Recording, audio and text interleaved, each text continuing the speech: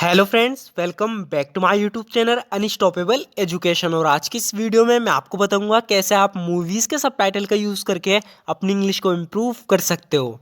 So friends, एक बहुत ही बेहतरीन तरीका है इंग्लिश सीखने का। अगर आप भी अपनी इंग्लिश को इम्प्रूव करना चाहते हो और इंग्लिश अच्छे से बोलना चाहते हो तो इस वीडियो का एंड तक ज़रूर देखना।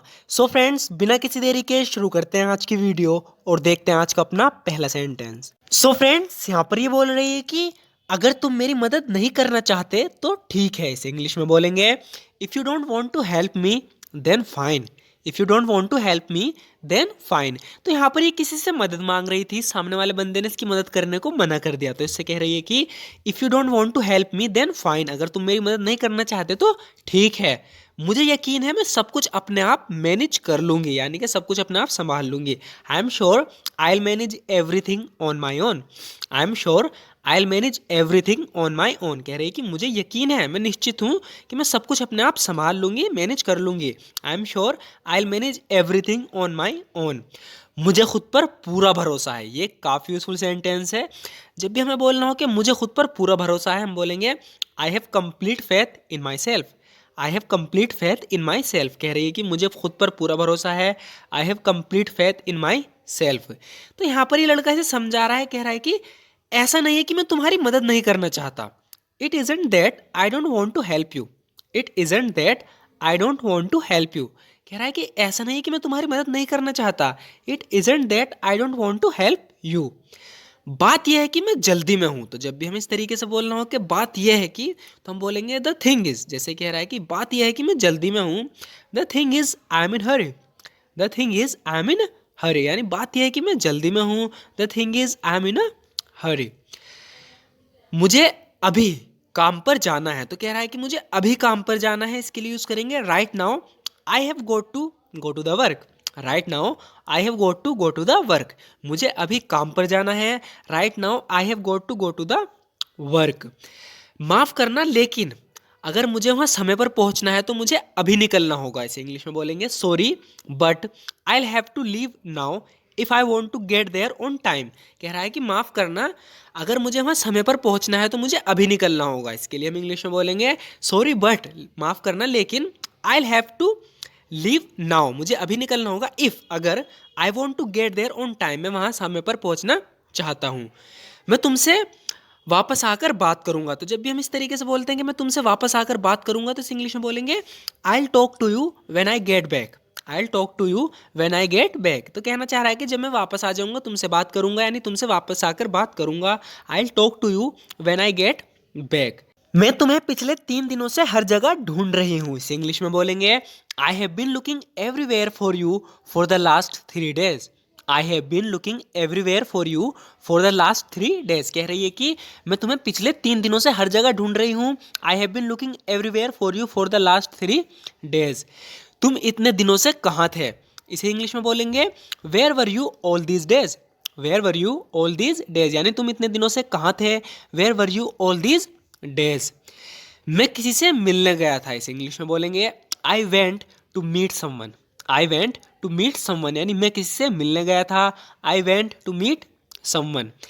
एक बार वहाँ पहुँच जाओ तो मुझे कॉल करना। इस तरह के सेंटेंस हम बहुत यूज़ करते हैं कि एक बार जब कोई कहीं जाता है मुझसे कहते हैं एक बार वहाँ जाकर मुझे कॉल करना है। इस इंग्लिश में बोलेंगे call me once you get there. Call me once you get there, यानी वहाँ एक बार जाकर मुझे कॉल करना। Call me once you get there. मैं वादा करता हूँ मैं सब कुछ ठीक कर दूंगा। इसे इंग्लिश में बोलेंगे I promise I will make everything all right. I promise I will make everything all right. कह रहा है कि मैं वादा करता हूँ मैं सब कुछ ठीक कर दूंगा। I promise I will make everything all right. तो कह रही है कि अगर ऐसा है तो फिर तो कोई परेशानी ही नहीं। If so then there is no problem at all. If so then there is no problem at all. तो जब भी कोई इस तरह से दिलासा देता है तो हम बोल देते हैं कि अगर ऐसा है तो फिर तो कोई दिक्कत नहीं, कोई परेशानी नहीं। तो इस इंग्लिश में बोलेंगे if so then there is no problem at all.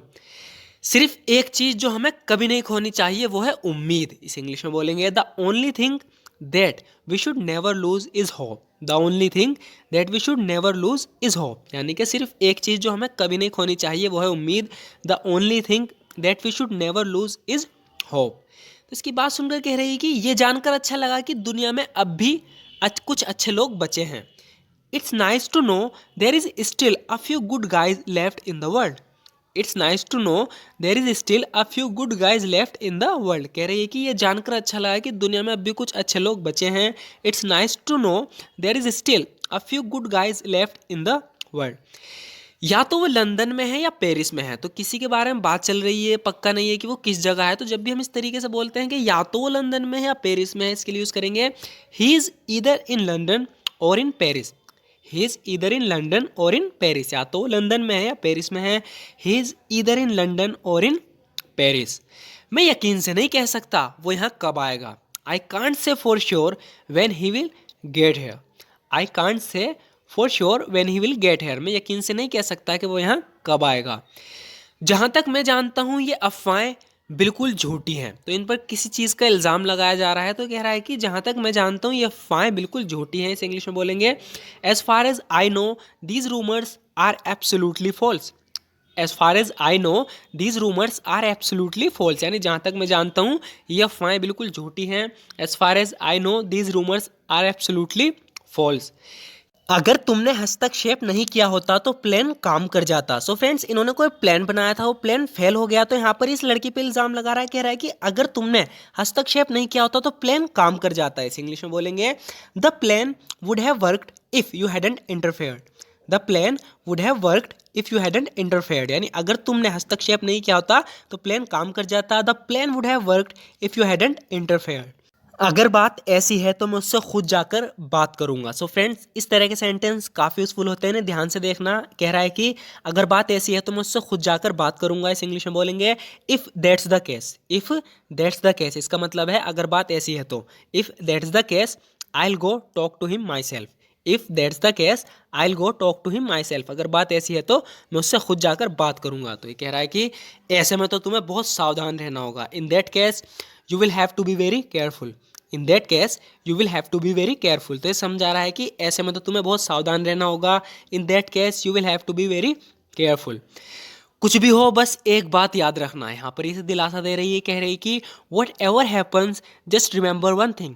What ever happens just remember one thing, यानी कुछ भी हो जाए बस एक बात याद रखना। What ever happens just remember one thing, मैं हमेशा तुम्हारे साथ हूँ। I am always with you. I am always with you, यानी मैं हमेशा तुम्हारे साथ हूँ। I am always with you.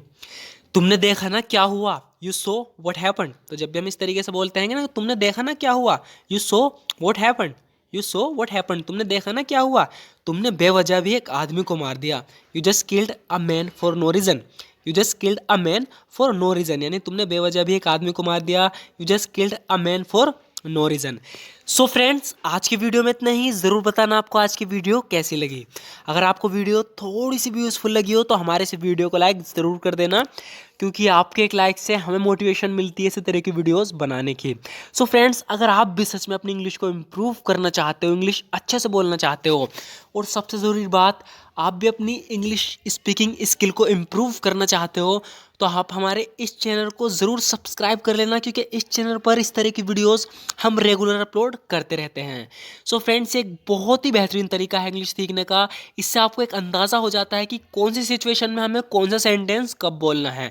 जब आप इन वीडियोस को देखोगे तो आपको इस चीज़ का अंदाज़ा हो जाएगा। जब कभी भी आपको मौका मिलेगा तो आप खुद ब खुद इस तरह के सेंटेंस बोलने लगोगे, क्योंकि आपने देख लिए हैं। और मैं रिपीट भी करता रहता हूँ इसलिए, ताकि आप भूल ना पाओ। सो फ्रेंड्स, ज़रूर बताना आपको वीडियो कैसी लगी। अच्छी लगी तो लाइक ज़रूर कर देना। And thank you so much for watching this video friends.